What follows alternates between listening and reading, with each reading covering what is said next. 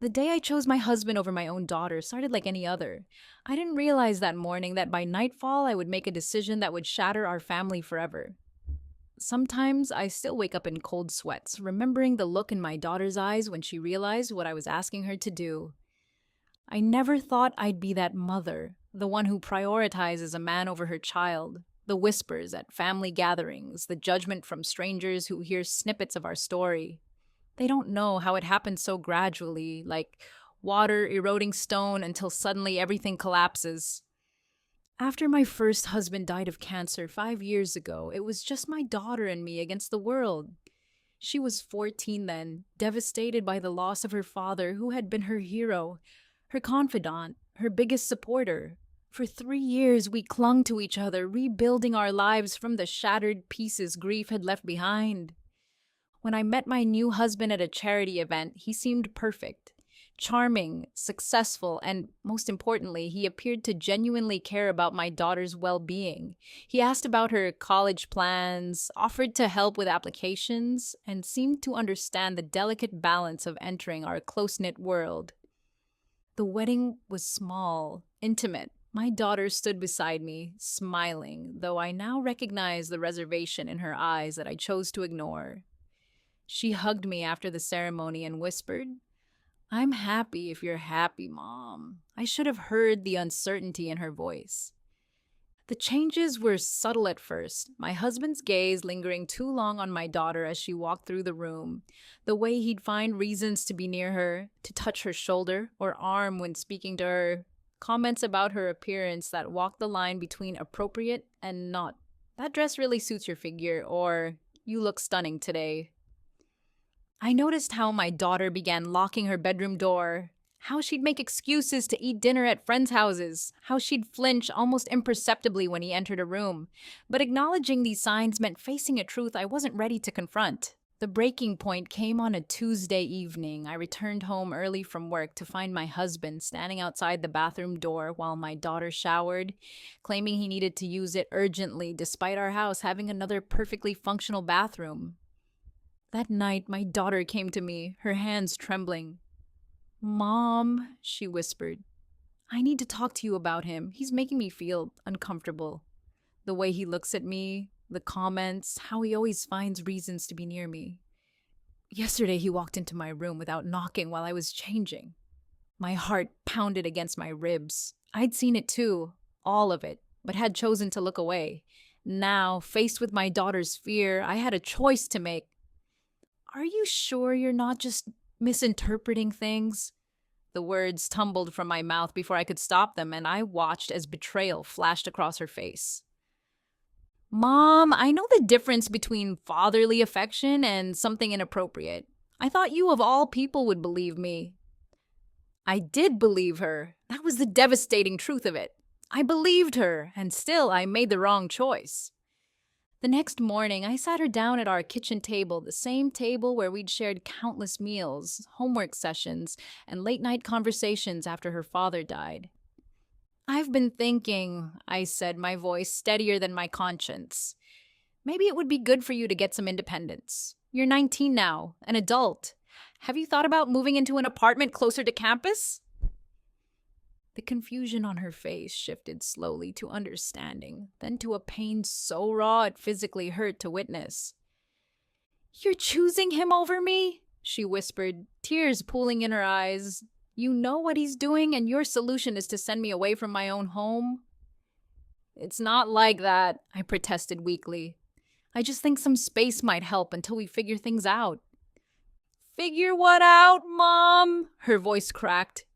"There's nothing to figure out. Your husband is a creep, and instead of protecting me, you're asking me to leave."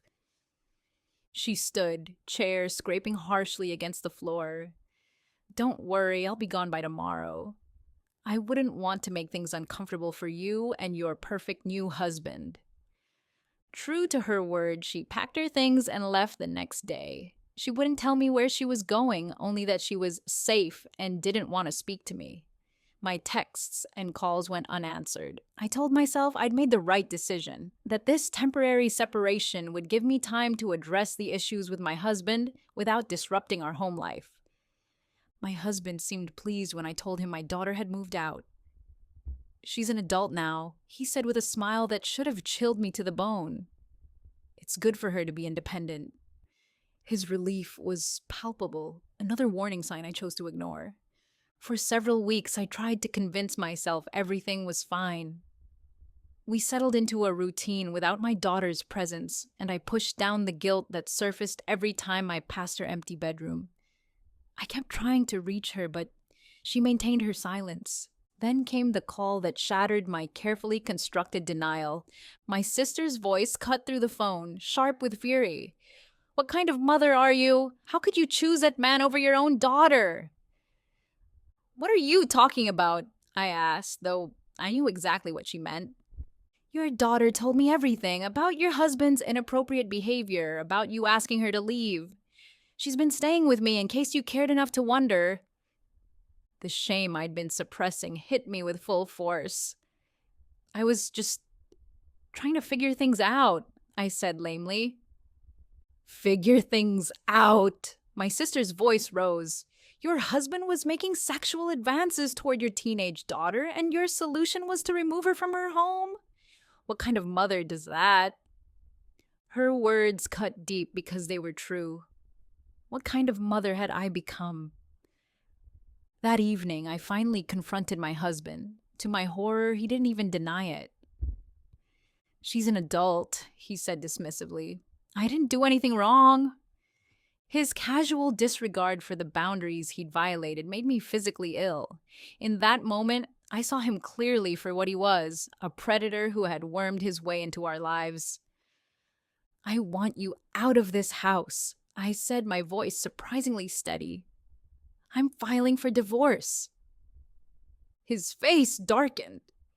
"You can't do that! The prenup! You'll lose everything!"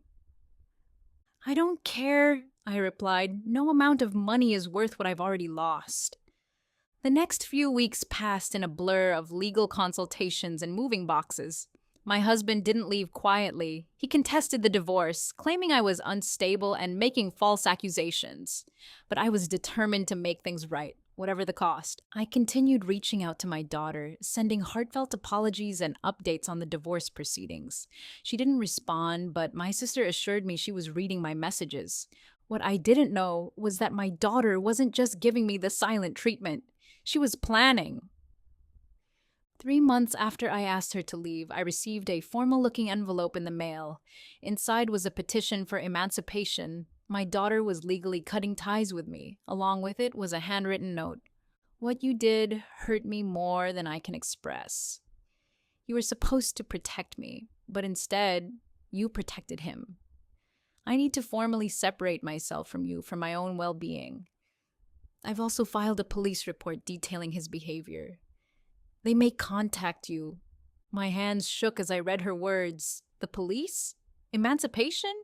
This was worse than I had imagined. How could I explain that I had suspected something was wrong but chose to ignore it? 2 days later, officers arrived at my door. They questioned me about my husband, about what I had observed, about why I had asked my daughter to leave instead of addressing the problem.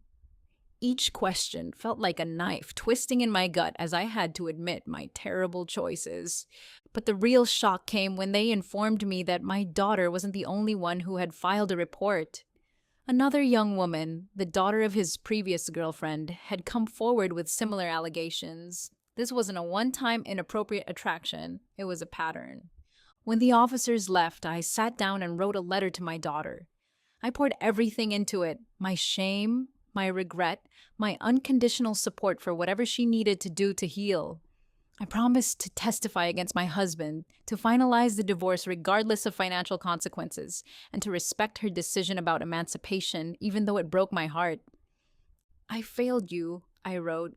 "There's no excuse for what I did. I can only promise to spend the rest of my life trying to be worthy of your forgiveness, even if that forgiveness never comes." I didn't expect a response, but my sister called the next day. "She read your letter," she said, her voice softer than before. "She's still processing everything, but she appreciates your cooperation with the police." It wasn't forgiveness, but it was communication, the smallest glimpse of hope. In the end, my husband was charged based on the testimony of both my daughter and his ex's daughter. The divorce was messy and expensive, but I didn't fight for anything except to be free of him. My daughter did go through with the emancipation, a legal reminder of my greatest failure as a mother. But there was an unexpected twist in this painful journey. As part of her healing process, my daughter started a support group for young women who had experienced similar situations. Her courage in coming forward not only helped build the case against my husband, but also created a community where others could find strength. 6 months after everything fell apart, I received a text from her. I'm speaking at an event for the support group next week. If you want to come, you can. It wasn't forgiveness. It wasn't a return to what we had been, but it was an opening, a small crack in the door that I had thought would remain closed forever. As I sat in the back of that community center, watching my brave, resilient daughter address a room full of survivors and advocates, I realized something profound. The revenge she had taken wasn't about punishing me, though. I deserved punishment. It was about reclaiming her power, her voice, her safety. In doing so, she had become stronger than I had ever been. I don't know if we'll ever fully repair our relationship.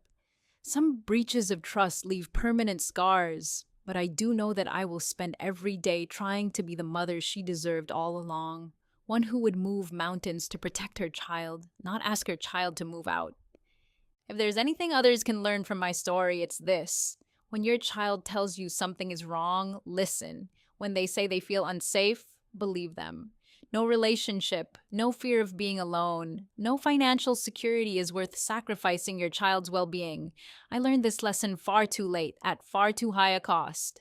Thank you for watching. If you haven't subscribed yet, please do so and hit the notification bell to stay updated with more emotional family stories from our channel.